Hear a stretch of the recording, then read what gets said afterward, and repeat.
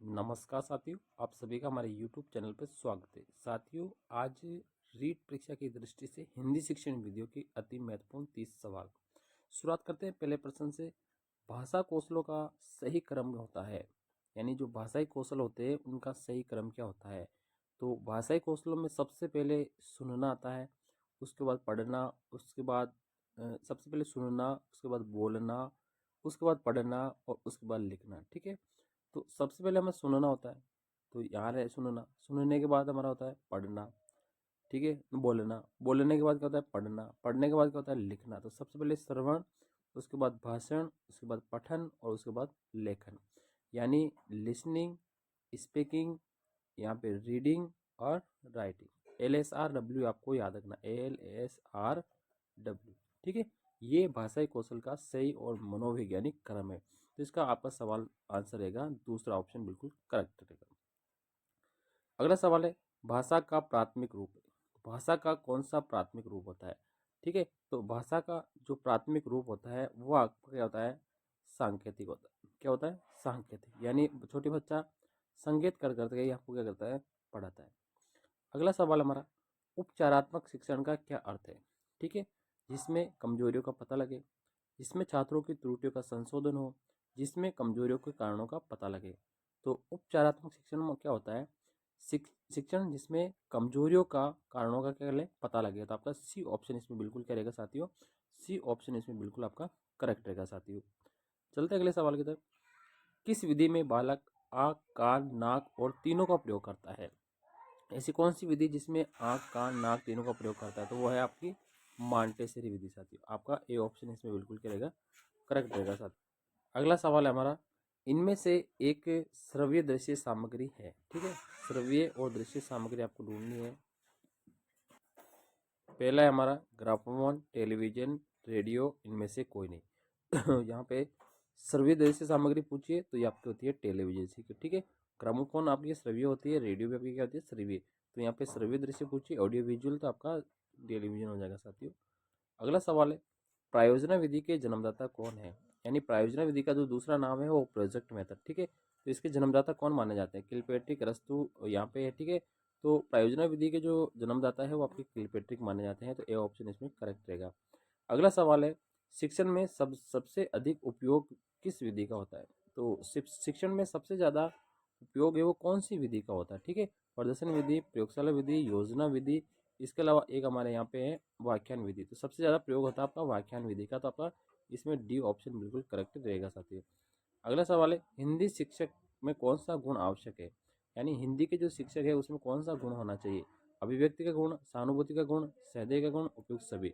तो हिंदी शिक्षक में ये सारे गुण होने चाहिए, तभी हिंदी का शिक्षक है वो अच्छी तरह से शिक्षण करा पाएगा। आपका डी ऑप्शन इसमें बिल्कुल क्या रहेगा, करेक्ट। अगला सवाल है हमारा, LS वाइगोत्स्की के अनुसार भाषा चिंतन को निर्धारित करती है, चिंतन भाषा को निर्धारित करती है, भाषा और चिंतन एक दूसरे के स्वतंत्र रूप से क्या होते विकसित होते हैं, और भाषा एक अर्जित योग्यता है। तो यहाँ पर वाइगोत्स्की के अनुसार आपका सी ऑप्शन राइट रहेगा। भाषा और चिंतन एक दूसरे के क्या स्वतंत्र रूप से क्या होते हैं, विकसित होते हैं। आपको साथिया सी ऑप्शन आपका राइट रहेगा। अगला सवाल है साथियों, भाषा कौशल का विकास है वो कब तक पूर्ण हो जाना चाहिए। यानी जो भाषाई कौशल होते हैं, सुनना, बोलना, पढ़ना, लिखना, इनका विकास कब तक होना चाहिए। कक्षा 1 तक, कक्षा 2 से कक्षा 5 तक, कक्षा 8 तक। तो भाषाई कौशलों का जो विकास है ना साथियों, कक्षा आपके 5 तक तो पूर्ण हो जाने चाहिए साथियों। ठीक है, अगला सवाल है साथियों, भाषा शिक्षण के अंतर्गत जो श्रव्य दृश्य सामग्री होती है साथियों, उसका उपयोग होता है। ठीक है, किस लिए होता है। ठीक है, शुद्ध उच्चारण के लिए, शुद्ध लिखने के लिए, शुद्ध पढ़ने के लिए, या इनमें से कोई नहीं। ठीक है, तो यहाँ पे श्रव्य दृश्य सामग्री का जो उपयोग होता है ना साथियों, वो शुद्ध उच्चारण के लिए होता है साथियों। तो इसमें आपका ए ऑप्शन इसमें बिल्कुल करेक्ट रहेगा। अगला सवाल है साथियों, कमजोर छात्रों के पिछड़े स्तर का पता करने के लिए कौन सा परीक्षा आयोजित किया जाता है। ठीक है, पिछड़े स्तर का पता करने के लिए। ठीक है, उपचारात्मक परीक्षण, नैदानिक परीक्षण, वस्तुनिष्ठ परीक्षण, या इनमें से कोई नहीं। ठीक है, तो पिछड़े स्तर का पता करने के लिए आपको नैदानिक परीक्षण करना होगा साथियों। बी ऑप्शन आपका इसमें बिल्कुल क्या रहेगा साथियों, करेक्ट रहेगा। अगला साथियों, यहाँ पर है वापस वही सवाल आ गया, कमजोर छात्रों के पिछड़े स्तर का पता करने के लिए कौन सा परीक्षण आता है। तो आपका नैदानिक परीक्षण रहेगा। सी बी ऑप्शन इसमें बिल्कुल करेक्ट रहेगा साथियों। अगला सवाल है साथियों, यहाँ पे लिखा है, शिक्षण में श्रव्य दृश्य सामग्री छात्रों के संदर्भ में क्या महत्वपूर्ण कार्य करती है। तो ऑडियो विजुअल सामग्री होती है वो छात्रों के संदर्भ में क्या महत्वपूर्ण है। ये शिक्षा को रोचक बनाती है, ये शिक्षा को सरल बनाती है, ये शिक्षा को जीवंत बनाती है, या शिक्षा का समय बचाती है। तो ये शिक्षा को क्या करती है साथियों, रोचक बनाती है। आपका ए ऑप्शन इसमें बिल्कुल करेक्ट है साथियों। अगला सवाल है साथियों, ये लिखा है चित्रों पर प्रश्न करके रचना का शिक्षण देना, ये कौन सी विधि है? ठीक है, चित्रों पर रचना करके शिक्षण देना कौन सी विधि है? वाक्यार्थ प्रदान विधि, प्रश्नोत्तर विधि, चित्र रचना विधि, खेल विधि। तो ये आपकी चित्र रचना विधि होगी साथियों। सी ऑप्शन इसमें बिल्कुल आपका करेक्ट रहेगा साथियों। अगला साथियों यहाँ पे लिखा है अनुकरण विधि है किस स्तर तक आपके लिए उपयुक्त होती है? तो अनुकरण विधि आपके लिए प्राथमिक स्तर, माध्यमिक स्तर, उच्च स्तर या सभी स्तर? तो ये आपके प्राथमिक स्तर के लिए ही उपयोग होती है, कक्षा 1 से लेकर 5 तक के लिए। ठीक है साथियों। अगला सवाल है अभिकर्मित अनुदेशन के जन्मदाता कौन है? आर्मस्ट्रांग है, बीएफ स्किनर है, किलपेट्रिक है, बर्नार्ड है? तो अभिकर्मित अनुदेशक के जो जन्मदाता है वो आपके बीएफ स्किनर साथियों। आपका बी ऑप्शन बिल्कुल करेक्ट है। अगला सवाल है साथियों किस विधि में छात्र करके सीखता है, काम करके सीखता है? पाठ्यपुस्तक विधि, प्रदर्शन विधि, व्याख्यान विधि, अन्वेषण विधि? तो अन्वेषण विधि के अंदर छात्र क्या करता है, काम करके सीखता है साथियों। आपका डी ऑप्शन इसमें बिल्कुल करेक्ट रहेगा साथियों। अगला सवाल है साथियों नैदानिक और उपचारात्मक शिक्षण की प्रक्रिया कब तक चलनी चाहिए? जब तक छात्र चाहे, जब तक अध्यापक चाहे, जब तक विद्यालय में समय मिले, जब तक छात्रों की कमजोरी का दूरी ना हो। तो आपका डी ऑप्शन राइट है साथियों।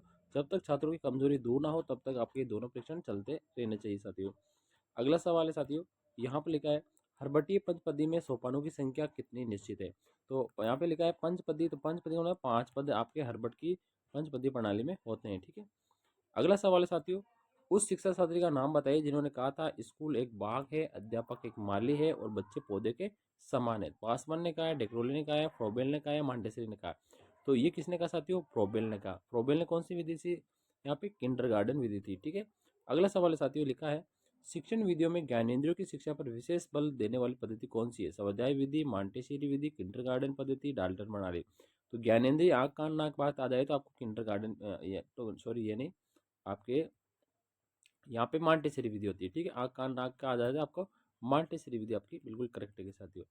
अगला है यहाँ पे लिखा है साथियों भाषा की जो शिक्षा है ना वो दी जाती है अर्थग्रहण और अभिव्यक्ति के लिए, विद्वान बनाने के लिए, मनोरंजन करने के लिए, या साहित्यकार बनाने के लिए? तो भाषा की जो शिक्षा है ना आपको अर्थग्रहण और अभिव्यक्ति के लिए दी जाती है। आपका ए ऑप्शन इसमें बिल्कुल करेक्ट रहेगा साथियों। चलते अगले सवाल की तरफ। उच्च प्राथमिक स्तर पर मौखिक भाषा शिक्षा की जो प्रत्यक्ष विधि है ना उसका सही उदाहरण कौन सा है? प्रदर्शन और निर्देशन विधि, आदर्श संभाषण, अभिनय प्रदर्शन, या सहानुभूति व्यवहार? ठीक है।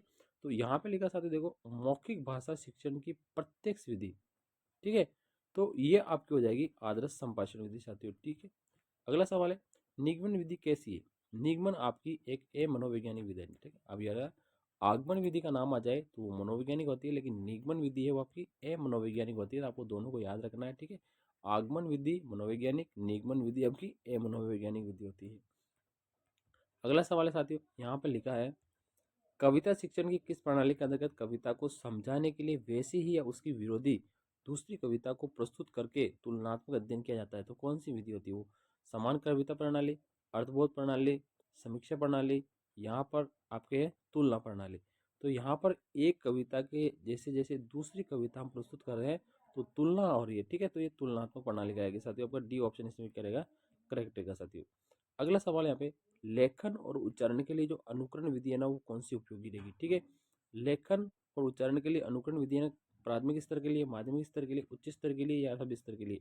तो ये प्राथमिक स्तर के लिए होगी। अनुकरण का जब भी नाम आ जाए साथियों, अनुकरण का जो भी नाम आ जाए तो आपको प्राइमरी लेवल भी करनी है कक्षा 1 से लेकर 5 तक। आपका इसमें ए ऑप्शन बिल्कुल करेक्ट है साथियों।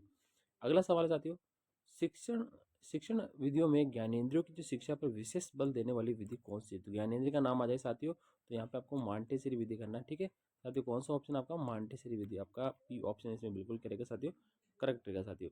अगला सवाल है साथियों यहाँ पे लिखा है एक अच्छे मूल्यांकन की क्या क्या विशेषता होनी चाहिए? अच्छा मूल्यांकन की जो विशेषता होती है उसमें देखो वैधता होनी चाहिए, विश्वसनीयता होनी चाहिए, वस्तुनिष्ठता होनी चाहिए, व्यापकता होनी चाहिए।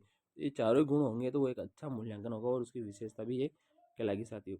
अगले सवाल की तरफ चलते साथियों प्रमुख भाषाई कौशल के अंतर्गत इनमें से कौन सा एक नहीं आता है, यानी कौन सा भाषाई कौशल नहीं है? ठीक है। तो देखो यहाँ पर आपका हंसना, लिखना, सुनना, बोलना। तो हंसना है ना एक भाषाई कौशल नहीं है साथियों। ठीक है। बाकी लिखना, सुनना, बोलना और एक और होता है पढ़ना, तो ये भाषाई कौशल है। ठीक है। तो यहाँ पर हिंदी शिक्षण वीडियो के 30 अति महत्वपूर्ण सवाल थे साथियों। आपके इसमें से कितने सवाल सही हो रहे हैं आप कमेंट बॉक्स में जरूर बताइए साथियों।